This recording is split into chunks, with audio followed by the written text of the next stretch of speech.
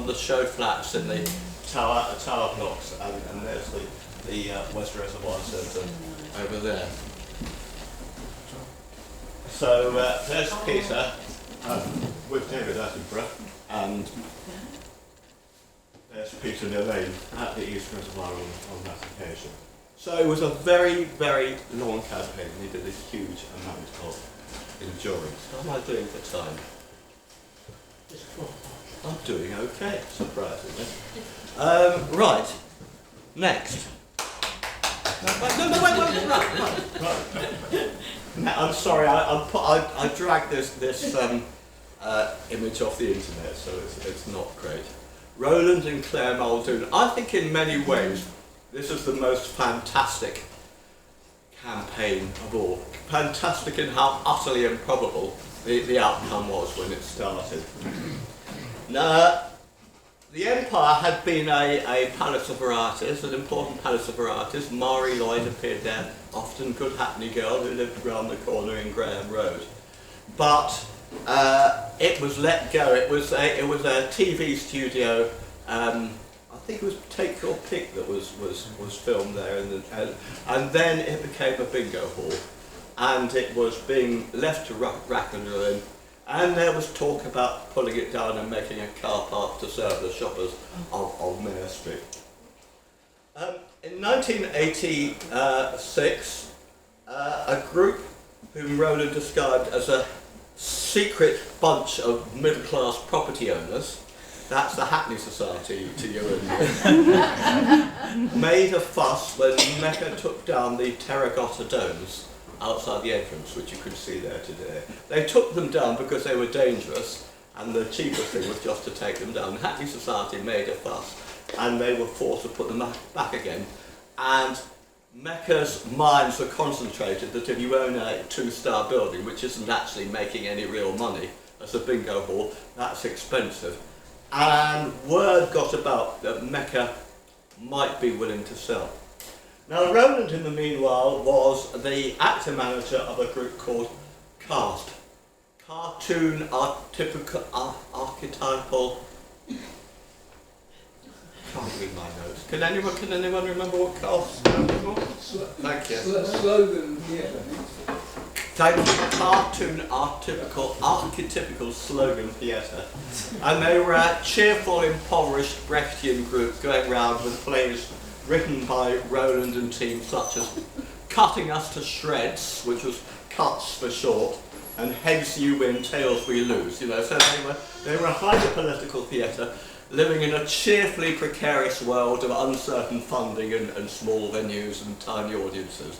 And Roland heard that they were looking for a base. They didn't have a base, and Roland heard that there's this place in Hackney, the Empire Theatre, which might be going. So he went to take a look. He put on a posh voice to get past the security guard and pretended to be from Mecca HQ and had a good look round, and he was utterly gobsmacked by what he saw and started talking to Mecca and got the feeling that Mecca actually were looking for someone to take the building off their hands. So they actually, in November '86, they just walked in. They took over the place. They smashed their way into the fly tower to see if the safety curtains still worked, if they could make it work as a theatre, and they could. And Mecca actually didn't resist. They wanted to make sure their valuable stuff was preserved, but they didn't resist. And that's another agit performance. December 1986, they had occupation of the theatre. They didn't own it, they didn't have legal status, and they arranged a gig with radical comedians, and the whole place, you know, there was leaking rooms, tatty carpets, and they had a gig, and this picture was taken at 2 o'clock in the morning after the gig. This is Roland here. I thought this person here is important, but Sam said Roland, he was no importance at all and muscled in on the picture. But Roland is always very candid about everybody. So it was like Lenin taking over the Kremlin. First you're bashing on the walls and then you're in charge, which is a different kettle of fish altogether. But they kept the place going, precarious funding, constant patching up the roof, lousy backstage facilities, and they ran it as New Variety, which was, it had been a palace of varieties, but it was a new variety with a radical edge, with lots of radical comedy.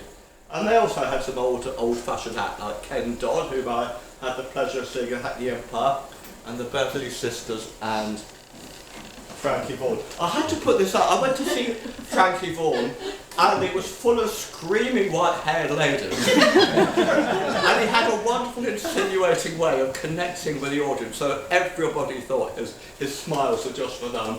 And he sang Green Door and My Yiddish Mama, and had the whole audience thoroughly moved. So in the meanwhile, there had to be some long-term solution. Oh, what I wanted to say, we have a Hackney councillor here who has an interest.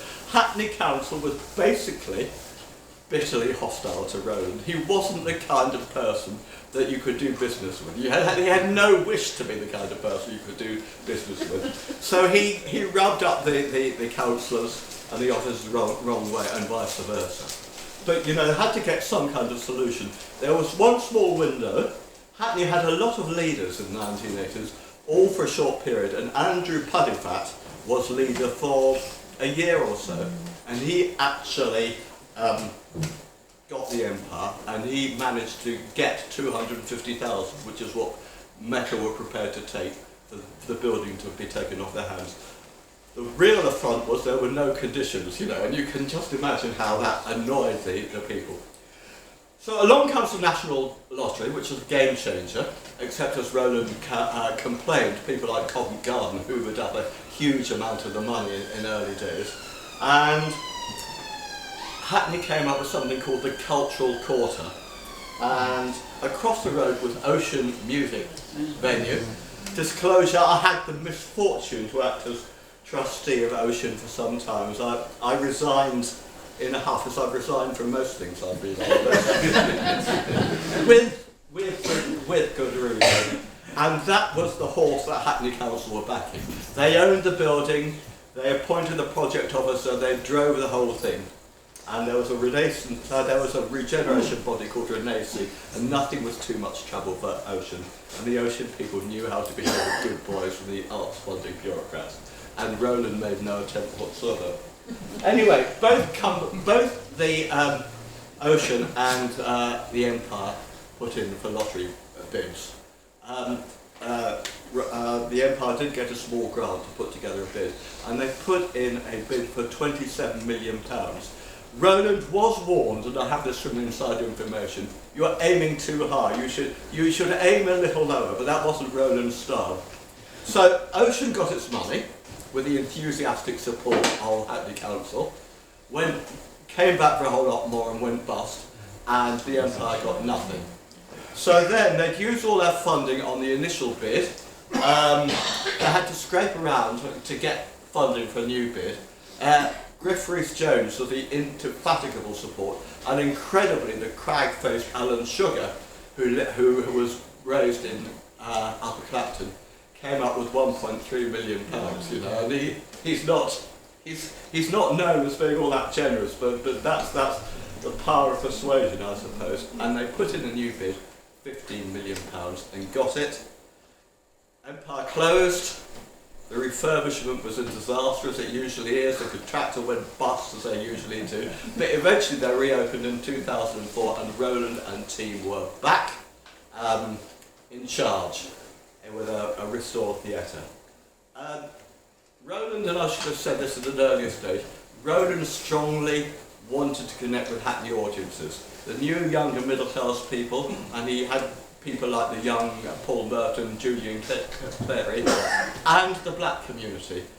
Generally, agents and venue managers thought you can't fill a old-fashioned theatre with a black audience. So they found it very difficult to get programmed. Roland proved them wrong. It was something called the 291 Club, which was on TV, and he really connected with black audiences and continued, the Ocean Empire continues to do so this day. Roland was eventually defenestrated by his own board in 2014. If you read his modestly titled memoir, Taking on the Empire, he describes various attempts to defenestrate him over the year. They finally got him in 2014. The issue was whether to sell and lease back a building in Wilton Way where there was a smaller venue, the Bullion Room, but I won't go into it. He was out, and Roland was persona non grata. Clary Middleton took over as the producer and the director. Things didn't go very well with Clary. The financial position got no better, and certainly the community engagement dropped off. Eventually, Clary left, and a much more friendly team led by Joe Hemmant took over, and Roland was reinstated. And if you look on the website, you'll find a film with Roland. And on the film, Yamin Chowdhury, who recently stepped down as artistic director, says Roland and Claire Muldoon, who took this place back over from Mecca Bingo and transformed it back into a theatre with their incredible team. They're responsible for the morals and the ethics and the principles which inform our practice to this day. If it weren't for that group of misfits who came and worked absolute magic, none of us would be here today. Okay, so, onwards. I'm doing a lot of heroes, you know, so I've set myself a cracking pace. Sorry, it could be better. This is, hello, where are you? There you are. Murray, Brian Cummings, who saved and transformed the Dalston Curve Guard. Yes. Another saving, but by God, has it made a wider difference. So, Murray and Brian had lived in Dalston for some years. They got involved in the campaign to save Dalston Terrace, and subsequently the campaign to save the Four Aces Theatre, both of which fell to the modernising agenda of the council. And as many of you, I never dared go into the Four Aces, you know, I went by and there just seemed to be a lot of dodgy people hanging around. I'm never really, heard it called the theatre before. Yeah, I'm really sorry, I never. If you look at that wonderful book, Hackney Portrait of a Community, which I have no interest whatsoever, there's an absolutely super essay about the Four Aces Club. Of course, the Four Aces Club was swept away, got the horrid Dalston Square, you've got little streets called Blue Street and Labyrinth Alley, which sort of adds insult to injury. First you destroy a place and then you pay some kind of half-hearted homage to the memory. So, what of the Curve Garden? What about the Eastern Curve? The Eastern Curve had housed the railway which ran from Broad Street to Poplar. The last trains ran in 1944 and the tracks were lifted in 1966. And it was in a cutting which was fenced off and inaccessible. It belonged to British Rail. And adjacent was a builder's yard, and over the years the builders smashed down the fence and used the cutting as a tip. So it was a vast amount of rubbish was tipped into the cutting, and it was an unofficial dump, and then when it was filled up it was an equally unofficial car park. So you are looking, ladies and gentlemen, at what is now, the site of what is now the Curve Garden. Now, in the Dalston plan for 2009, Hackney Council had a great idea. They said it could be a kind of urban boulevard connecting the Dalston Square with the shopping centre on the back of the Sainsbury's site, which was due for redevelopment, with pop-up shops along the way. So this is very kind of modern and appropriate for the kind of modernising vision that we have. These plans were presented at a meeting that Murray described as an infamous presentation and aroused a fairly strong reaction. Anyway, the site belonged partly to Hackney Council and partly to Criterion, and nothing was going to happen until Criterion redeveloped the Matalan car park, but which they haven't done to this day, although they're on it. And the council was prepared in the meanwhile to countenance some kind of interim use for the site. So, am I moving about too much and making it difficult? No, you're fine, you're fine. Okay, good. I do that sometimes. So they put out a document called Mapping the Change and sought some input on what could be done. And Eliza Fiore of Muff Architects and Joe Gibbons of J.L. Gibbons Landscape Architects, good women both of them, proposed an interim use as an open space. And the council said, okay, they arranged with a London Development Agency that £30,000 would be made available, and an ad hoc steering group was set up. This was temporary, mind, no constitution, no permanent use. This was just a meanwhile use. Anyway, the money was used to fill in, to move not all the rubbish, but some of it, enough to create space for a decent layer of topsoil, just about, and birch trees were planted. If I get anything wrong, you can say. But Murray and team planted these trees. Everyone survived. It was, they were watered relentlessly, and those birch trees are now the canopy which creates the very secluded vibe of the curved garden. That went on 2 years, and then the council said, okay, we still haven't got use, let's have some kind of social interest company to run the space.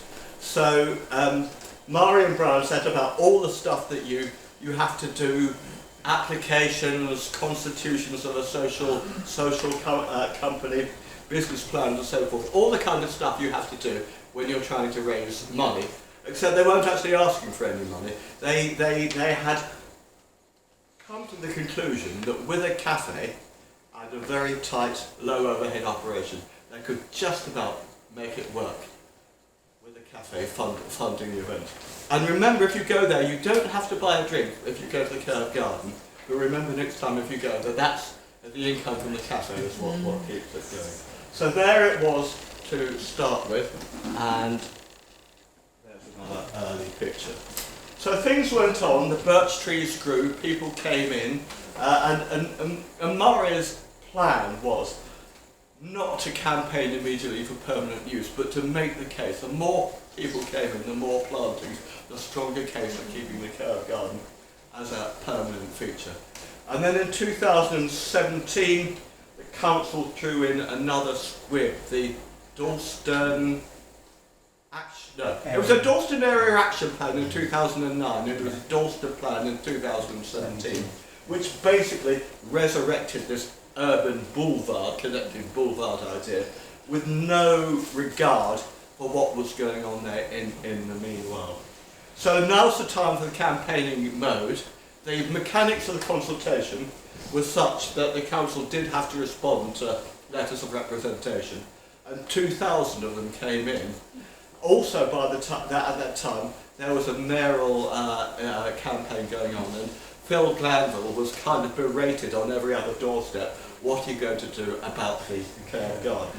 So, as a result of the so-called Dalston conversation, it was a relatively infrequent example. There may be one person in the audience who disagrees. A relatively infrequent example of where public response led to change action. So, and the revised Dalston plan recognised the value of the Curved Garden as open space. Nothing is definite. The land is still owned by Hackney Council and Criterion, but that's where we are. But there's a bit more to say. 2020, next crisis, COVID, started at the end of March, just when the cafe starts to raise money. No money at all, and no money for all that lockdown period. Murray and Brian launched a crowdfunder, £100,000 they saw.